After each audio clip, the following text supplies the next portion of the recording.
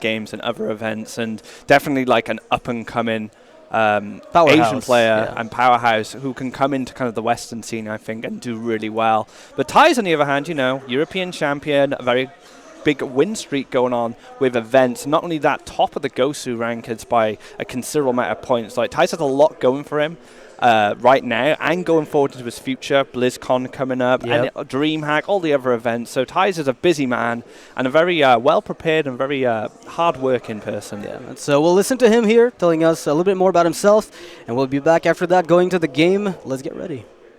My impressions from this tournament is we played already for 2 stages online. I was really happy that I qualified, and also just after the road to BlizzCon I see it as a good practice, but just going to the finals of this, or going to the LAN finals, was already pretty cool for me, and I hope I can do my best here.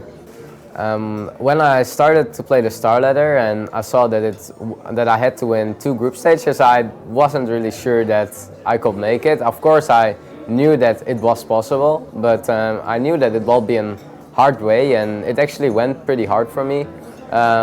I advanced in the first group stage, and the second stage I actually won, but it was more closer than it looked like, and I was actually really happy that I came out of the both group stages. The first group stage was really difficult for me. I had some really good players in it. I had also StanCifka in my group that also made it here now, and the difficulty was that people were really focused on my lineup, and that it was really difficult for me to pass that group. Also, some people just had some classes that were really hard for me to handle, and yeah, the first group stage was maybe even a bit harder for me than the second group stage, where I was being more prepared. I have to say the second group stage I was also more prepared. The one certain match was against Cifka that was totally countering my handlock and my warrior both, and I had to face double big game hunters in every deck of him, and yeah, it was really annoying for my handlock to play against his lineup. I had actually no chains almost, so I lost that match. I think it was 3-1, and yeah, that was a match that I almost couldn't won. And but I'm happy that I still made it second in the group. But the match against Cifka was a really difficult matchup for me.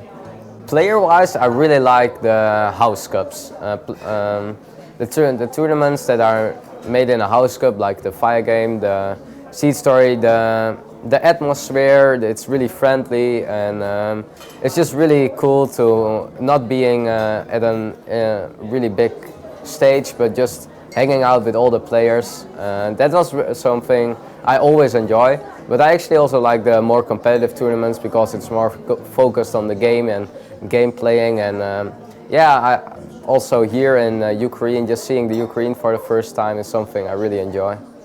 So Thijs likes live events, no matter what they are, as long as you've got either competition or friendly people. Yeah, he likes a mix of both. Yeah. I mean, the Via Game and the House and the Seat Story House Cups are, really fun. Even though they do have a competitive side to them, they're really fun though. They're laid back, right? It's basically as laid back as you can get for Hearthstone, barring playing in your living room, drinking iced tea at 11 p.m.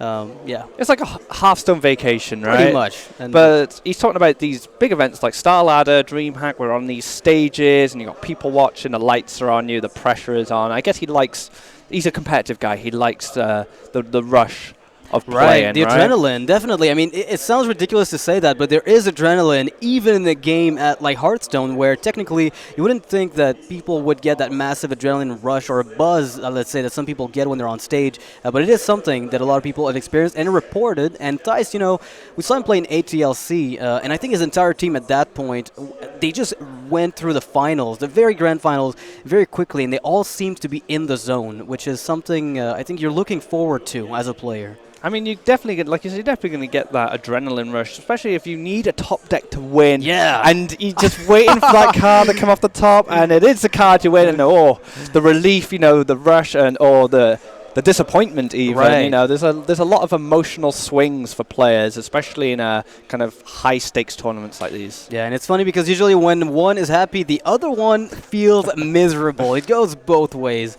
So it's kind of like they're both sharing the same emotional pool, and it just goes one way or the other. I'm not too sure. I mean, these two guys are very friendly. They're probably some of the friendliest people in the scene by a long shot.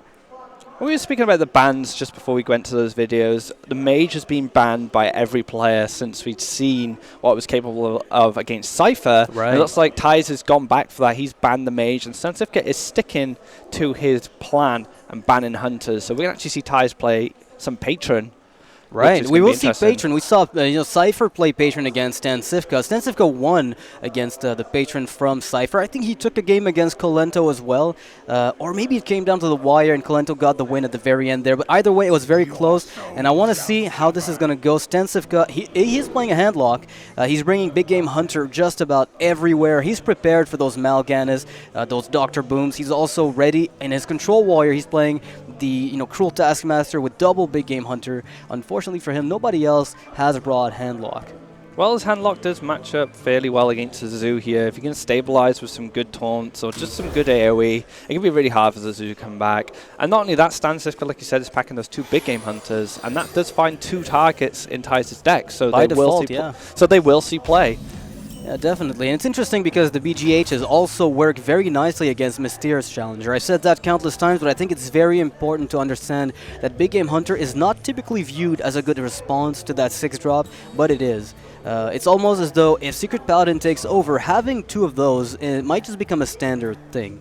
So we'll see. There's a lot of things to buff the Challenger, like you said. Yeah. Definitely. And Thijs right now, he's holding on to... He did mulligan away a Voidwalker, the second one. Again, the Voidwalker, even though it's an amazing 1-drop, when you're facing off against handlock, it's not the card that you're looking to put down, because it will not put the pressure, as much pressure even as an Argent Squire. I like the Knife Juggler from Thijs here because, like you said, the Voidwalker doesn't put on that much pressure. Argent Squire, it's only 1 damage, right? By the time the...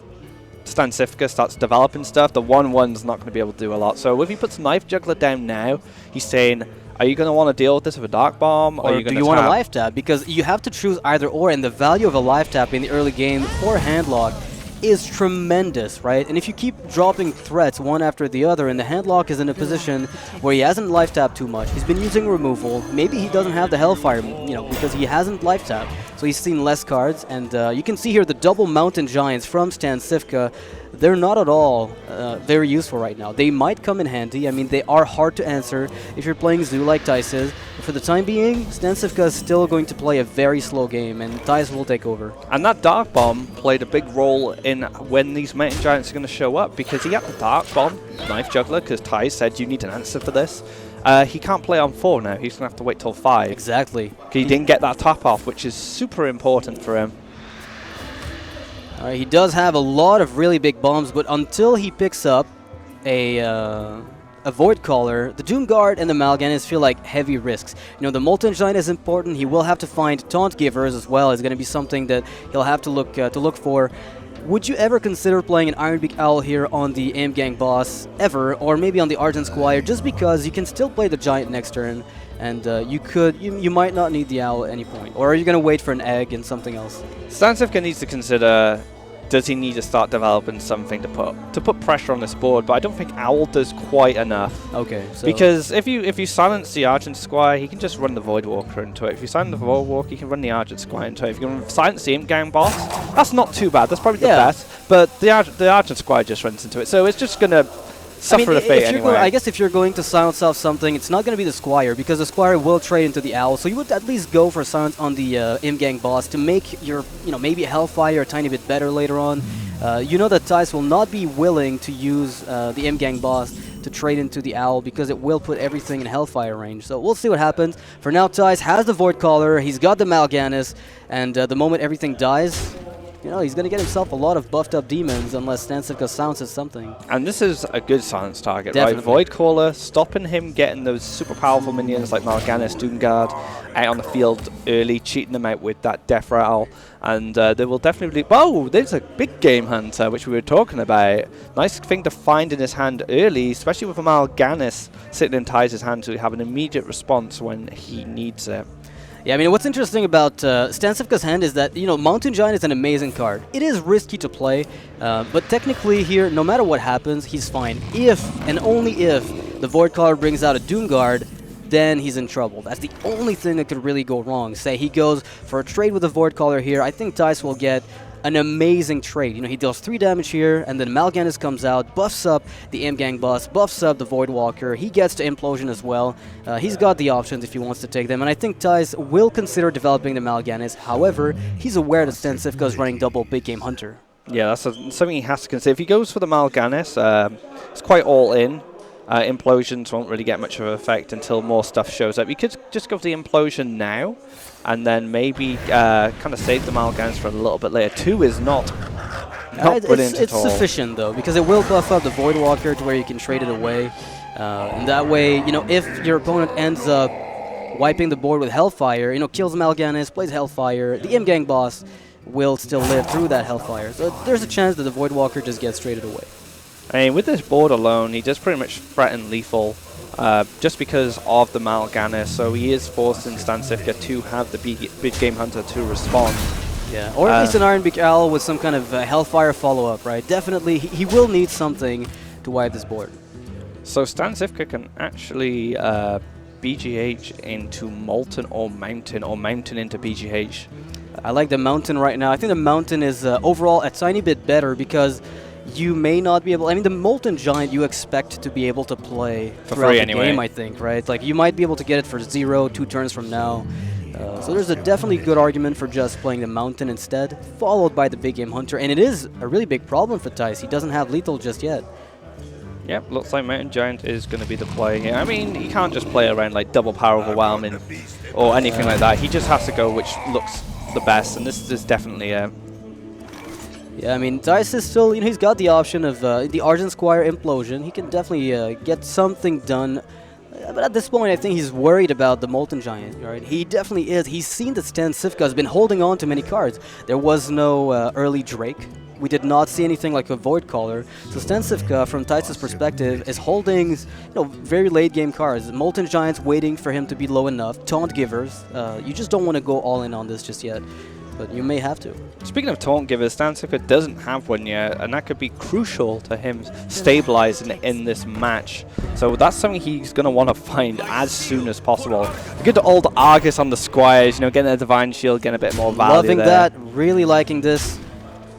It's going to give Thijs everything he wants. Now, the only weakness of this play, I think, if you're not killing the BGH with the Imps, is the Shadow Flame. There's an extra target on the board that StanCifka can sacrifice, right? Because you're leaving him with a minion, he gets to use it as Shadow Flame bait, or Shadow Flame target. Thijs is just going all in here. It's a tough call for Thijs, really, because obviously he doesn't want those Moltens, but I think he's just saying, do you have a Taunt Giver? Yeah, that he needs to have one, and StanCifka right now, funny enough, doesn't have one, no. It's going to be really tough for him to deal with all this board, especially with the Divine Shield sitting there as well, protecting those 2/2s. 7 health is not a lot. It could just be enough Thijs to finish him off, especially if he gets a Doom Guard or a Power Overwhelming. Do you expect maybe a double Iron Beak Owl with a Molten Giant, followed by a Big Game Hunter for tempo? Like, do you think that this is a very unlikely play? It almost feels like something you would consider if you're StanCifka. It mitigates the extra damage that the Squires deal. Goes for the tap, looking for that taunt activator.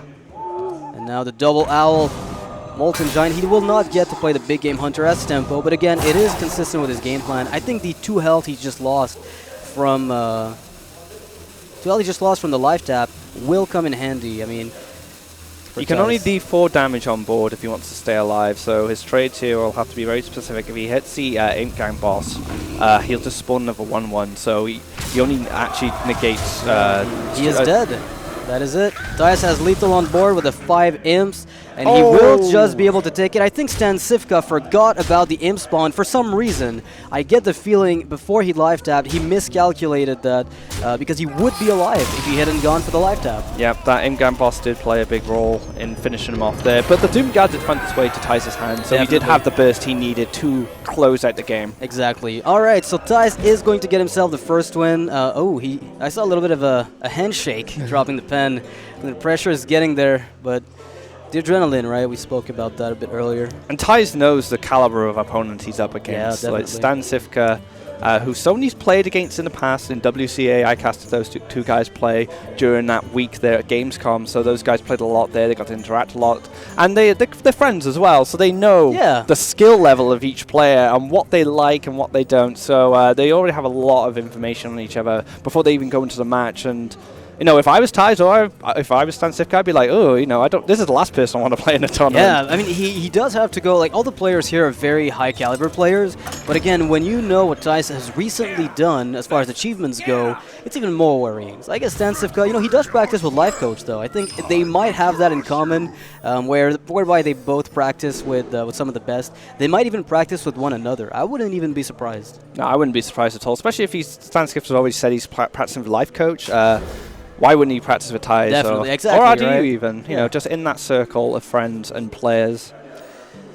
Warrior mirrors, but two different types of Warrior. I just want to point out that Thijs is playing a Brawl in his Patron. We did not see that at all yet because his Patron Warrior had been banned. I think the inclusion of Brawl here is a two-pronged tech. On one end, it would let you, if you're forced into a mirror match with another Patron Warrior, it gives you the extra board wipe that they don't have. It also gives you the ability against something like Zoo, with the, it's coming back. It gives you even more board clears, which is something important. Especially handlock as well. As well, definitely. That's definitely one of the decks that Patron wants to target with this Brawl. They want to be able to clear out those Taunters, those Giants fairly easily, and then those Executes can be a little bit more loose. You can throw them out a bit more because you have the Brawl to back it up. Yeah, you can be a little bit more liberal where you put them, because usually you wait for taunts, but even then, when Sunfury Protector and Defensive Argus taunt 2 minions each, and there's 3 of them in the deck, that's 6 taunted minions, you have 2 executes. You're going to have to find a way to remove more than that, and that's the Brawl is a good way to enable you.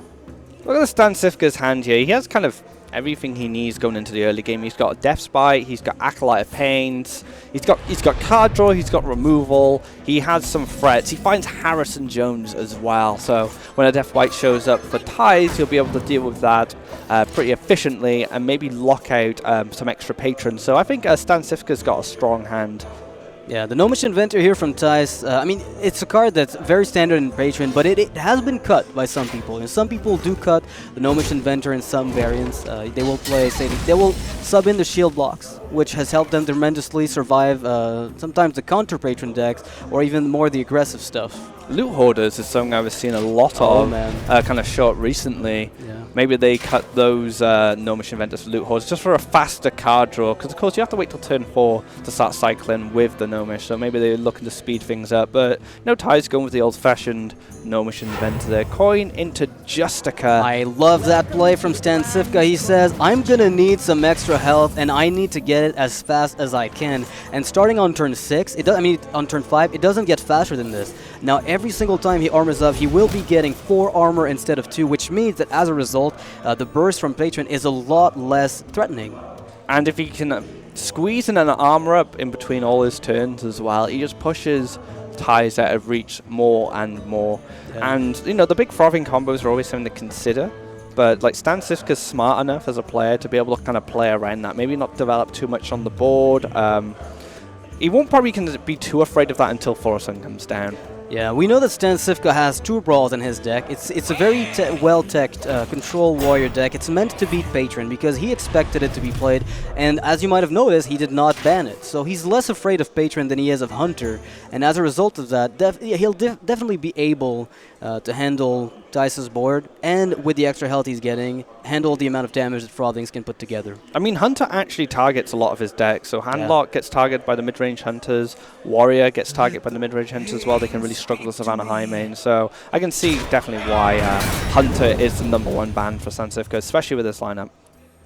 I mean, it's nice to see a player who understands, he built a lineup, he understands the one weakness, and in a ban format, and this is why I was so excited for the, it sounds ridiculous to say, but I was really excited when they suggested the ban format, because they actually had to ask the players.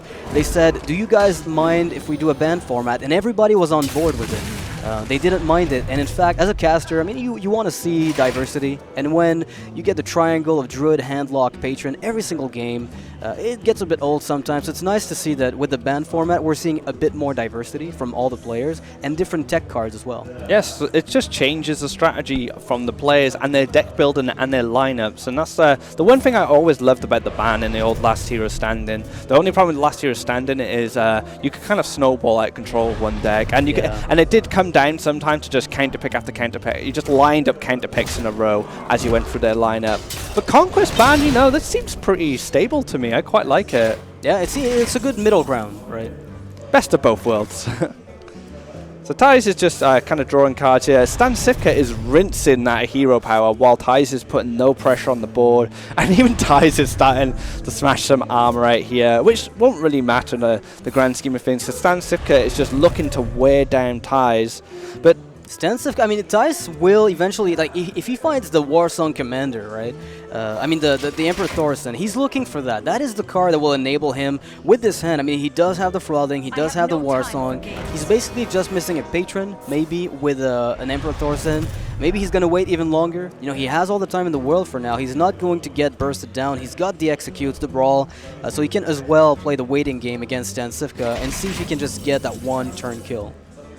Super patient from both players, both building tremendous amounts of armor. The only thing is StanCifka will eventually just out-armor Thijs. It's an interesting strategy from both players. I mean, Thijs just wants to draw cards. StanCifka's not really putting on enough pressure on Thijs, where he can kind of just armor up. But on the flip side as well, Thijs is putting no pressure on StanCifka, so he can just armor up too. So both of them are just sitting there, drawing answers, drawing responses, waiting for the first player to kind of pull the trigger in kind of like a shootout. Right, like who's gonna shoot first? The other one can respond. They're both able to answer. Now Thijs is running into the problem that Patron often runs into when it's not using its removal, where basically he has too much card draw, and he's unable to empty his hand nearly as fast as he has to. Yeah, you can't get it clogged up. Exactly. We're looking right now. You know, Thijs has 8 cards in hand. StanCifka does have the option to mill Thijs if he wants to with something like, you know, a slam into an attack or slam Cruel Taskmaster. He's got the opportunity to try to mill a really important card from Thijs. It looks like he's going to do exactly that, I think. I do like this play. Yeah, it's a milling game to an extent. Oh, Emperor, though, for Thijs is in the hand, and he's got all the pieces he's looking for. That's very dangerous. Let me count his Thijs got now 2, He's 4, got 6, 10 8, now. 10. So yeah, he will mill a card. Yeah, Milling something like the Forest would have been just huge. Temple BGH comes down into another armor up, so StanCifka going to be very consistent with his game plan here. Play a minion, armor up. I think losing the Acolyte wasn't too bad for Thijs. It was the best. I think it was the best case scenario for him. I mean, he still has Battle Rages left. He's got the card draw left in his deck. He's not too worried. And he already has all the pieces he needs to have in order to win against this Control Warrior, who's already stacking up like a ton of armor. I haven't really seen StanCifka eat too many fruits so far. It's like the fruit meta game hasn't evolved too much yet. Yeah, he was eating oranges in the last match against Calento. He was eating bananas against someone else. He was really mixing it up. Super healthy, though. It's a good lifestyle to have, though, being able to eat fruit and veg and just be super healthy. In the game, you know, Hearthstone. We could, like, market this, right? Just like well, honestly, if you think about it, these players are not only being tested for their Hearthstone skill, but endurance as well. These are long days of lots of matches, bit of waiting around as well. You've got to stay mentally sharp and eating healthily. I know it sounds really silly, but it sounds silly because people often mock the idea of, like, you know, digital athletics, I guess. Like, to put it very facetiously, esports is often mocked in that way. Yeah, and I think having a healthy lifestyle definitely complements kind of a game where you have to use your brain a lot, especially with the bits where you're waiting, you might kind of lose focus, staying on point, getting those nice Mukla's bananas in, giving yourself a buff, you know, giving some brain power there. Turns out bananas are pretty good. So Thijs here, you know, he's got the double Frothing, he's got the Warsong, he's got a Whirlwind effect, but he doesn't have more than one Whirlwind effect for the time being. So I think he's got to start, he's got to be a little worried right now because I don't see how he's going to push through all that armor if he lets the game go on. So he might just pull the trigger immediately. I mean, he's got the Warsong, he can play Patron, he can play Frothing, he can play Inner Rage. He's got the opportunity, if he wants to whittle down some of his opponent's armor. And he gets about 2 rounds of it over the course of the game. Well, this is it. StanCifka kind of did against Thijs, he kind of sustained through the first Patron. He sustained for the second Patron and just removed all the threats. So I think StanCifka is going for the same game plan here. Let him play his Patron turns, deal with them, start to build up more health and armor, let him do it again, and then remove them and just kind of stall them out, go to fatigue. And now Thijs has to choose what he wants to do, trading or shield slamming. The trade is fine because ultimately you are getting the extra 2 damage on the Frothing Berserker. I mean, granted, you're not really doing much to the armor count from StanCifka, and that's the reason why Control Warrior is deemed one of the better counters, I guess, against Patron Warrior. And this is kind of why. You see here the Brawl, for 1 of 2, by the way. He's got a second ball in hand for StanCifka. He can still wait for the second wave of Patrons and respond in the exact same manner and keep stacking armor. There's really no hurry. Another thing as well is, with Harrison sitting in hand, StanCifka will remove 1 whirlwind effect from Thijs. Yeah. So he is limiting part of his damage output at some point in the game, unless or he's slowing him down enough where he has to find, say, a second Death Spite, then set up his second Patron attack. So Harrison Jones will play a big role in kind of reducing the damage, or at least, well, definitely reducing the damage. It will reduce the damage, right? Because you'll armor up There's more. no Patrons, you're fine. You've got more time to just armor up. I feel like overall StanCifka here, if he loses, it's going to be a fluke. I can't imagine from a position like this that he'd be losing. They're both taking notes, trying to make sure that they know what's in the deck of their opponents in case they meet up again in the top 4. They have the opportunity, if they want to later on, to scout the old VODs, but I mean, it's not necessary. I mean, if you look how many resources Thijs used there, just to chip out the armor, not even hit the health. There's a lot of cards in hand. He at least dropped 4 to 5 cards from hand there. And now he's got 5 cards in hand. He's got not that many cards left in his deck. StanCifka will probably just be able to hit armor button even more. Find a Shield Maiden, just anything he drops, just Shield Slam, whatever. I mean, Thijs has removal, but he's also drawn a lot more, I think, than StanCifka. I don't know what the card count it is exactly. If we could get a view of the card count, that'd be great. I just feel like Thijs is, he's drawn a bit more with the Acolyte of Pain play that StanCifka forced him into. We saw the Gnomish Inventor earlier. StanCifka only played, I think, an Acolyte for a card draw.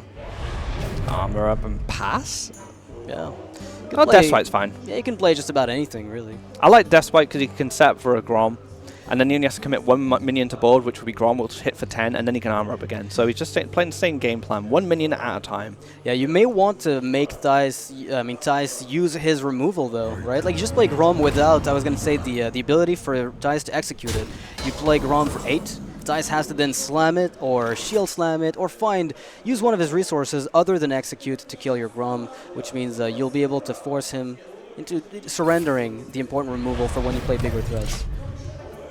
Armor up and pass, wow. Another thing to consider with all this armoring up from Thijs, he never took any damage to his health, so his battle rages become less efficient, but on the flip side, he's drawn a lot of cards already, so it might actually be fine. Maybe a blessing in disguise that he doesn't draw He doesn't want to draw, I think, at this point. He knows that StanCifka put him in a position where he would be a little bit ahead on draw. Thijs has drawn a tiny bit more than StanCifka has, and he doesn't want to get any more card draw given the choice. Now Thijs getting Harrison Jones here again. He would draw a card, trigger the AoE, able to execute Grom if he wants to. Shield Slam is still an option, which I think he might take that opportunity right now. Yeah, there's a chance. The Death Spite says to Thijs, I'm going to be swinging for 10 soon. You need to do something. It actually doesn't look like he's going to bother. I don't think, like, you almost don't care, because right now, what's going on is StanCifka with a coined Justicar Trueheart. I mean, we did state when he was played that it was very important, but it's basically game-winning in and of itself, right? There's almost no way that I can even think about where Thijs is. Oh my god, the turn armor for StanCifka. That's it. This has to be sealing the game, right? Talking about a total of 8 armor just from a single AoE effect. And then he can use his own Death Spite if he wants. Another round of it if he wants. Really punch his armor up total. The armor beyond Thijs' reach. Yeah, Thijs might stick around to get information, but right now, I think the most damage I've seen Frothing Berserker combos do, even with a full-on board, is something around the 75 mark. The StanCifka is at 66. Thijs already used the Frothing, already used the Patron Wave. He doesn't really have that many whirlwind effects. Another thing to consider as well, you could think that, wait, Stan, you're giving Thijs minions to interact with the Patron, but they're armor smiths. anytime they get hit by a whirlwind effect, he's going to gain so he much health. He might kill one of his own minions. I mean, I wouldn't fault StanCifka for killing his own things to avoid a crazy frauding. But and he gains 2 armor. Yeah, I just can't imagine how... Oh, Harrison just took 36 damage of shield slam to the face. In before Wrathguard. Oh, man. There's a Armor Smith there for Thijs. He's still looking, you know, for a second Whirlwind for the Warsong Commander. He's going to be able eventually to get a Patron turn, but you can't Whirlwind without killing the Armor Smith, so you'll have to go for Warsong Commander, Patron, Frauding Berserker, right? And then attack both Armor Smiths, killing them with Patrons, and then you start AoEing down the board. You hope your Patrons end up dealing enough damage, because the Frauding alone will not go through 68. 3 cards left in deck. I don't think there is even enough damage for Thijs here. Yeah. He can play Shield Maiden, Armor Up. I mean, this is a I guess clinical case of just having. Oh wow, this is even better actually. StanCifka, that's amazing. He does 2 damage to himself, but it doesn't matter because he gains all the armor, right? But not only that, he removes the Armor Smith from the board, so he gives less damage to the Frauding Berserker. And Thijs here looks at the Baron Geddon. He realizes, well, I guess I could stay in the game if I want to. He's being grinded out by this Control Warrior. Just playing his 2 Armor Smiths. He's trying to set up, like, he's hoping StanCifka makes a blunder and leaves the minions alive so he can get some armor of his own and get a really big damage turn. I don't think StanCifka will make that mistake. You might see a Cruel Taskmaster and execute here. Yeah, I think that's definitely in the range of plays that StanCifka would be considering. Could he kill his own Cruel Taskmaster there as well? Oh, it just goes for more armor. Why not? When in doubt, armor up. It's crazy. Oh my god. Well, finish him! What's left in Thijs' deck? What is that last card? 1 Death Spite maybe? Or have we seen both? I believe we've seen only the one, so I think you might be right. You might be right. I think Thijs is going to wait 1 turn if he's going to do that. Oh, alright, so Thijs is pulling the trigger on the Brawl. Maybe he wins it. If he does, gives him a small chance. And he does. Hey! Something goes in Thijs' favor. It's a bad matchup, granted. It is a bad matchup. It's a bad matchup more so when you play it like StanCifka, who's probably played this matchup specifically so many times. He knows everything he's doing is clinical. It's like he understands the process he has to go through with his cards, with his plays to win the game. Some other Control Warriors who are less experienced might just start developing loads of minions, like putting threats when they're not necessary. Playing the fatigue game for Stan is just, he's fine with it. He's alright. It's a little slow. It brings the game to a grind, but he knows where he's going with it. So that's the last Death's Bite. Thijs will be able to get himself an extra Whirlwind effect next turn. That is the last push he's ever getting. That is it. Next turn is all he's got. And if that doesn't work, which it shouldn't, what he's hoping right now is that the second Brawl is at the very bottom of StanCifka's deck, and his board does not get answered at all. Armor up a pass, for sure. I like it. StanCifka's like, I can play the fatigue game here if you want to pull off the trigger and put stuff on the board. I've got my Brawl. And here we go, Thijs' last valiant effort. And so there's so much hate for Patron in the world. I'm sure people are watching this going, yeah, Patron, you're getting what you deserve. Well, I mean, some people are saying, you know, some people will be doing that for sure, but other people will be saying, can we please just force Thijs to concede the game? Because this is Resident Sleeper, right?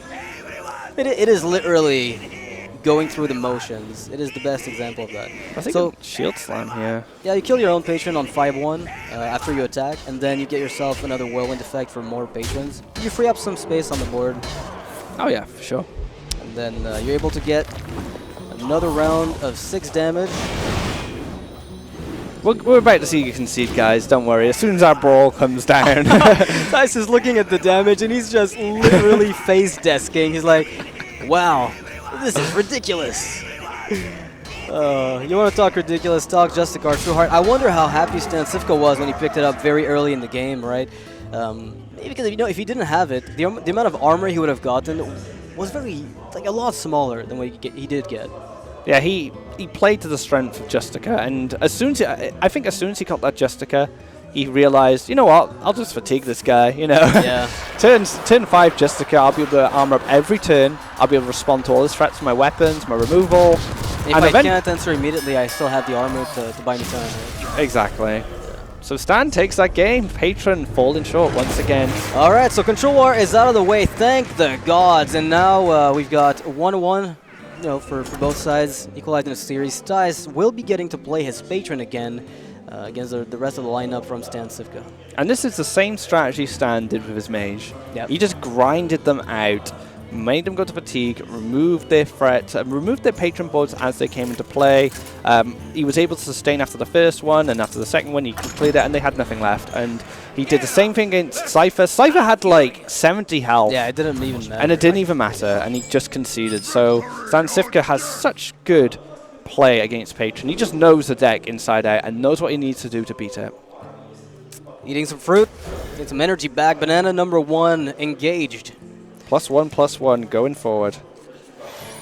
So what does Stan have now? He has the Druid versus the Patron. Yeah, his lineup is very, it's targeting Patron very hard. So again, Thijs is going to brute force the Patron win, right? He's just going to keep queuing with it until he gets a win, because he knows that StanCifka's lineup is going to be strong against it. So it doesn't really matter whether or not he wins with the other deck, because everything that StanCifka has might eventually just come down to Patron. Right, so we could go for a coin Acolyte in a rage if he really wants to draw cards, and then he can play Tempo Frov in the next turn. So that's something you could consider. Otherwise, just armoring up and passing seems too passive against a Druid. I mean, if you look at StanCifka's turn 3, technically there's the Shade of Nax that's possible, a top-decked Wild Growth, an Innervate 5-drop. There's a few plays that he can make. If you go for Acolyte, however, you're forced into the Inner Rage, right? You kind of have to do that. Yes, if you, however, go for the Frothing Berserker, there's a chance that he doesn't kill it, right? Like, because on turn 3, Druid has no immediate answer. Yeah, Frothing's great here. So next turn, he could be a bit more flexible then with his slams and his Inner Rages, depending on what StanCifka responds with. Yeah, Stan has no answer right now, and Thijs is going to be able to get the card draw from the Acolyte that he wanted to get from Inner Rage, assuming he goes for that, which I think he will, followed with a little bit of an attack buff on the Acolyte and the Frothing Berserker. So, oh goodness, Thijs must be pretty happy about that. If you hit your Acolyte twice, right, you're putting yourself at Swipe's mercy. I think you only hit it once, mainly because Inner Rage is really good for turn 5 to 6 Patron. If he finds a Patron now on turn 6, he can Inner Rage Whirlwind Patron, right? That would be absolutely insane. And it's so super good against Druid. You don't even need Warsong Commander. Oh man, Thijs, you're getting a free ticket. Take it while you can. This is absolutely sick. StanCifka with no answers whatsoever to this board, and now StanCifka, I mean, Thijs will have to find the optimal way to play this turn. So he could trade in his Acolyte, he'll get one draw. He might want to squeeze out another draw, but I don't really see an efficient way to do that. And that will buff his Frothing up to 4/4, so even if a Millhouse comes down, he has an answer to it. Yeah. You could even go for just a Gnomish Inventor, see what he finds. Slam if he wants to cycle. Yeah, I feel like Slime it's kind of viable, right? Like, there's a lot of lines of play you can take here. Trading the Acolyte gives you an extra card draw. Slime gives you the card draw immediately. You can then maybe play a Whirlwind, get an extra card from the Acolyte, use the 3-attack Acolyte to finish off what comes out of the Shredder. But it's a lot of investment, and if there's as much as a Wrath from StanCifka, then you lose your board. It's difficult to make a call here. Ship's Cannon. Ship's Cannon is what comes out. Yeah, so that's what I figured he'd do. So Frothing, because of the trade to the Acolyte, lined it up to basically take out anything that dropped out of that Shredder. And he sits there with a 7-2, and the double BGH of StanCifka would be brilliant right now. It would be pretty nice to see one of those BGHs. I mean, he does play 2, if I'm not mistaken. You know, he expected some handlock, none showed up, but he still gets a good. There would be a good time here to have one. Stan can use Savage Roar on its own to kill the Frothing. I think, in fact, this may be the play. You do take a bit of damage, or you can charge the Druid into the 7-2 so that you can keep the double combo. Which again, he's playing for value. All right, that's very risky. And you said StanCifka's a risky guy from what you've watched him. Yeah, I mean, he's greedy, right? He plays a very greedy style, and this is greedy. He's playing for value all the way through. Now, Thijs could punish him if he wants to. I think that's too ambitious there. I think you should have taken out the Frothing. Because if he finds an answer to the cat, you have to use Force of Nature next turn. I think he's banking on that. I think he's counting on using Force of Nature, right? That's the only thing that StanCifka can do, unless he picks up a Keeper of the Grove off the top, or a Wrath, let's say, and then gets to play a Shredder with it. So he's got improvements coming down the line, and the most he thinks he's going to take from the Frothing is 9, which he's right. It's only going to deal, at the very most, 9 damage. So if he's willing to take that 9 damage, then the play he made was absolutely perfect.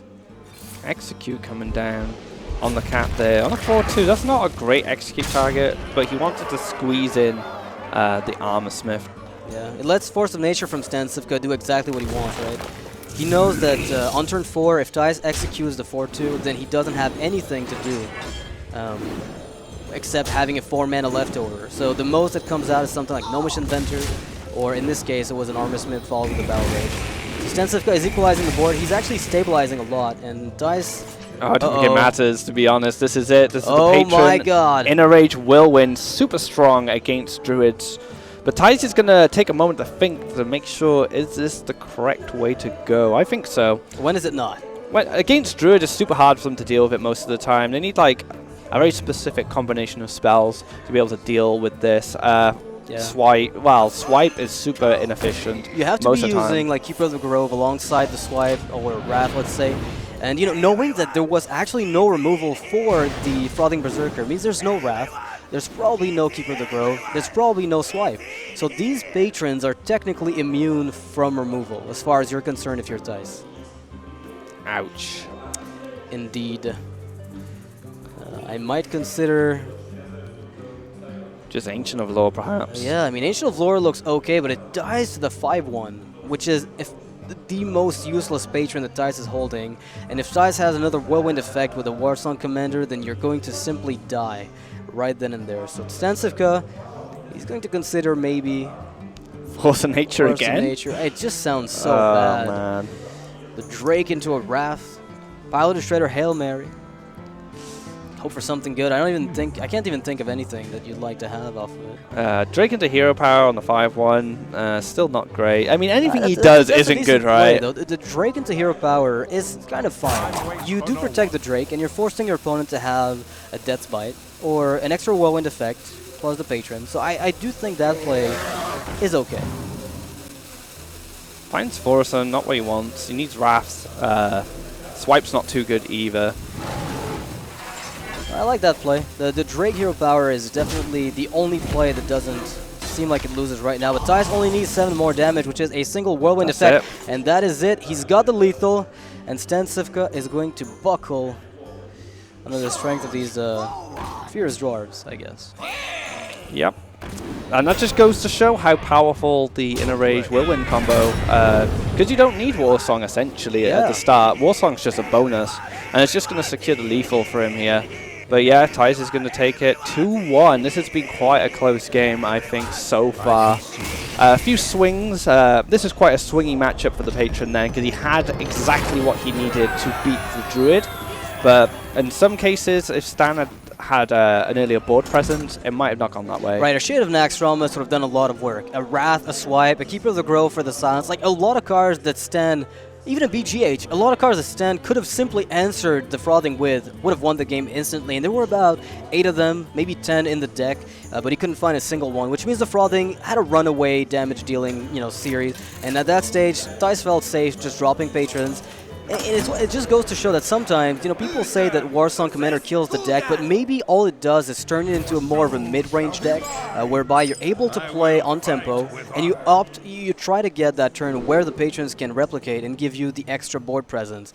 It's interesting to see that maybe you can have patron without Warsong. I think so. I think Blizzard would like the idea that if you do go for these patron turns, at least your opponent can do something about it and not take, I don't know, 3 to 12 damage to face straight off the bat. Warlock will, Handlock will beat it, is basically what's going to happen. If you end up facing off against a Handlock and you're playing a patron, Hellfire will punish you because you really won't be getting much out of your patrons ever. It's giving patron the hard counter it needs. Yeah. In Handlock, for example, which it's lacking now, considering the Frothing Berserker can punch you for 30 out of nowhere. But it looks like Paladin is the last deck for Thijs here. His mid-range Secret Paladin, which he gave a lot of credit to RDU for being playing a lot recently, doing a lot of testing. And he's seems really happy with it. Double Zombie Chow, with the secrets as well, Mysterious Challenger, Tyrion, Dr. Boom. So no Murloc Knights, so that's one thing he did say. Yeah, it is curving a lot higher than you'd expect. I mean, it's a mid-range Paladin with Secrets, basically. It's not so much a Secret Paladin with a mid-range twist. It's literally the mid-range Paladin with Secrets, as opposed to the other way around. And what's interesting about the deck, you mentioned the 2 Zombie Chow. They're amazing against decks that are aggressive, but against StanCifka's lineup, they're mostly weak top decks in the mid-game. You really don't want to find those. They're the perfect counter to aggro decks, to Hunters, to the less mid-range orientated Secret Paladins, to the Tempo Mages. They just give a lot of leverage on the board early on. So he hasn't drawn them now, which is probably good, to be honest, for Thijs. He doesn't really want to find them in this matchup. So StanCifka here is afraid of Repentance, but again, you can't really play around it. You're just going to drop your Giant, hope it sticks. Thijs is curving like a god. He has got more than he needs. In fact, I wouldn't even be surprised if he went face, followed it up with Lotheb. You're just blessing your kings and just go full aggression. You've got a Noble Sacrifice. The Giant is useless, barring a Shadow Flame. So the only thing that punishes you is if there's a Shadow Flame, a Mortal Coil on the shield from the mini-bot, and then a Shadow Flame, but you'll still get Spiders, and you'll get a Knife Juggler back. Yep, faces a place here. He's putting stupid amounts of pressure on StanCifka. StanCifka's going to have to find a response, a way to stabilize.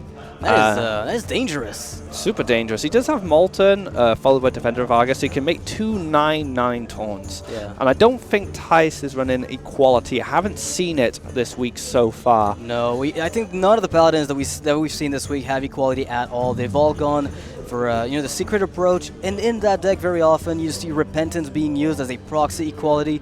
You can somewhat control it. What's good is that if you get it from the Challenger, whatever comes out after the Challenger is likely to be big. We're talking 6 drops and over, maybe in that case. So you're getting very big minions lowered down to 1 health, and it works as well as Equality for all intents and purposes. So the 2 9/9s are going to sit there. I'd be surprised if he attack. Oh, he is going to go for attack. Give it a shot. I guess it makes no difference, right? You want to be taking the initiative as much as possible. You could just say, you know what, I want the 9 health on my Giant. But how do you win? You just need to find some way to actually finish the game off. All right, so looking at this, Thijs, he needs to. He can kill the 9/6 if he wants to.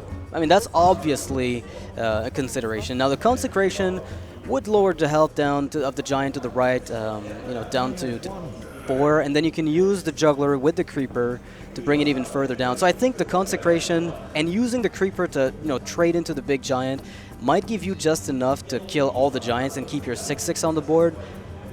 Or you can just go for the 6/6 trade into Lotheb, which again is a very strong play. Lotheb would be fantastic. Stops the Shadow Flame, which is super important here. And then StanCifka solely relies on using his board to clear here. And these daggers are going to come flying out again, putting more pressure on the Giant. 2 daggers hit it as well. These knives from Thijs, completely insane. No Shadow Flame, so no AoE clear here. He's going to have to rely on initiating more taunts with kind of Sunder Fury and stuff like that, but he doesn't have them in hand. So would you ever go for Twilight Drake Owl on the 6/6? Would that ever be enough? So you could kill the Juggler with your 2/3. You could kill the 5/5 with your 9/5. What do you leave around? Then you leave 2, the 1, 2/2 and 2. So there's effectively 4 damage on the board, and then you're dead to a lot of the damage output that Thijs might have. True Server Champion, Coghammer, Consecrations, Blessing of Kings #2. You might get completely blown out, but I don't see another play that makes any sense from StanCifka's perspective. And unfortunately for him, the knives really just all went to that Giant. Super favorable knives there from the Knife Juggler, but not only that, the Lotheb really I think he's just going to trade with the 2/2. Yeah, I was going to say trading with the 2/2. What that does is it's forcing his opponent to have the same threats that you otherwise would like to have, like True Silver, but it makes Kings. It does make Kings lethal, so I guess there was no way out. Even when losing, right. StanCifka is smiling. All right, the Lord of Bananas gets taken out. He's 2-2 now, so he's still in a comfortable position. If he gets one more win, he'll be able to guarantee a spot in tomorrow's bracket. He has Orange coming up later, so StanCifka isn't done yet. But Thijs, no, he's is he 2-2 now as well? Is he 3-2? He is 3-1 right now. Oh, 3-1. They both were 2-1, and Stan ends up going 2-2, but Thijs moves on 3-1. I think he has the best score in the scene right now. It was a crazy match, especially Warrior versus Warrior. Why have you lost it?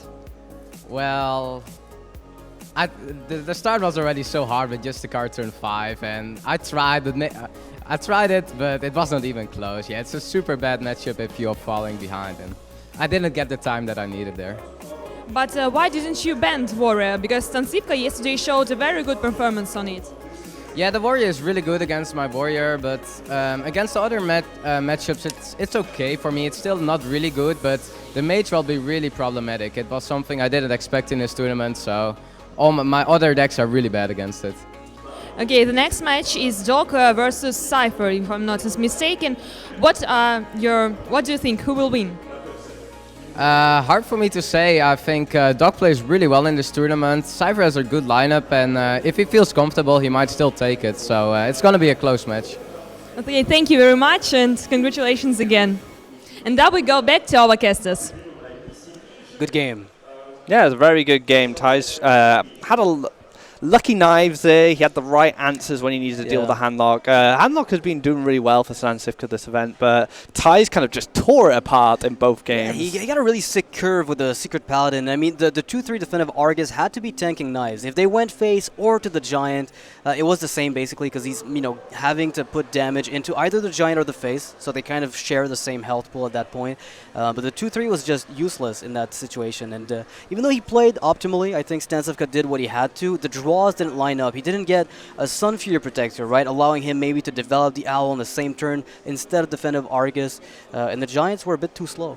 Both games handlock was played. StanCifka really lacked that Sun Fury Protector. He did find an Argus in that game. I think he found one later on in the other game he lost, but that was definitely the downfall of his handlock during those matches. So like Thijs says, Dog and Cypher are going to be coming up now. Both of those players, what scores are they on actually? Dog's 1-1. Dog is I mean, he did just lose a game. On the first match, he lost it to Orange today. So he's going to be on to say his second match of the day. He did lose the first one. He said he could have won it. I think he's still, upbeat about it. He's not, beating himself over the head with it. But he said that he has to win the next 2 matches if he wants to get to the top 4. So he will have to beat Cypher here, guaranteed. And then he'll be playing against Thijs later, which is going to be a feat of strength if he takes that. Yeah, it's a tough day for Dog. He's going to have to really kind of get focused, get in the game, and try and take that. So coming up next, we do have Dog versus Cypher. Dog knows that he needs to win this game if he wants to continue, but Cypher probably also knows that as well. So both these players have a lot to play for in the next match. Yeah, we'll be right back after the break, guys. Do not go anywhere.